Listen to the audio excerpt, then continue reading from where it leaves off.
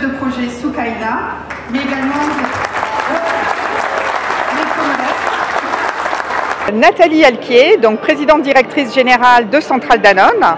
Le salon de l'agriculture, le SIAM, est chaque année le temps fort vraiment pour notre profession, bien entendu.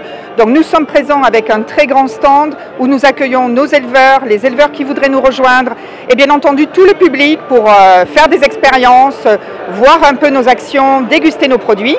Donc ça, bien sûr, c'est la partie, on va dire, habituelle. Et je vous invite à venir nous rendre visite sur le stand.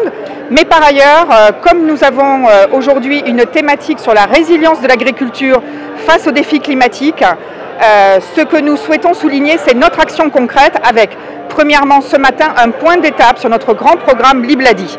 Libladi, c'est un programme où nous amenons de l'aide 360 degrés pour les petits agriculteurs qui veulent développer leurs pratiques, améliorer leurs revenus avec moins d'impact sur le climat. Ce programme, nous l'avons lancé il y a 1 an et je suis fière de pouvoir annoncer qu'au bout d'1 an, nous avons déjà de vrais résultats. Nous sommes en route. Nous avons touché 2000 familles, 2000 fermiers qui ont pu bénéficier de la formation, 30 heures de formation. Ils ont développé leurs revenus, amélioré leurs pratiques, réduit leur empreinte carbone. Donc tout ça est très positif et on voit que tout s'améliore en même temps.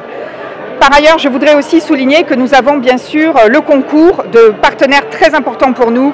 Nous travaillons main dans la main avec le ministère de l'Agriculture, notre grand partenaire de financement qui est le Crédit Agricole, mais également nous avons apporté de l'argent frais via Danone Écosystème et ainsi que notre partenaire sur le terrain qui est GIZ.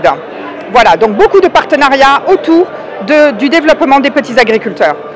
Et par ailleurs, cet après-midi, nous organisons aussi une conférence débat, une table ronde autour de l'industrie laitière et la résilience climatique.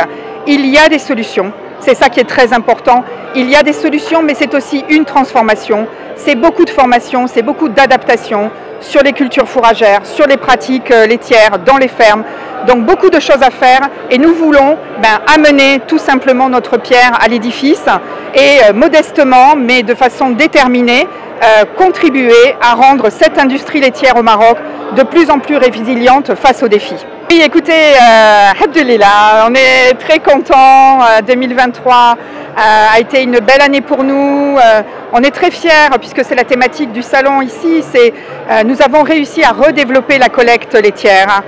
Nous avons accueilli des milliers de génisses nouvelles que nous importons pour accélérer la croissance de la production et nos affaires se portent bien et nous sommes très fiers de pouvoir intégrer dans ce succès de très nombreux agriculteurs. Nous avons 45 000 éleveurs qui travaillent et dont nous collectons le lait et nous sommes très fiers de cet impact positif pour le Maroc.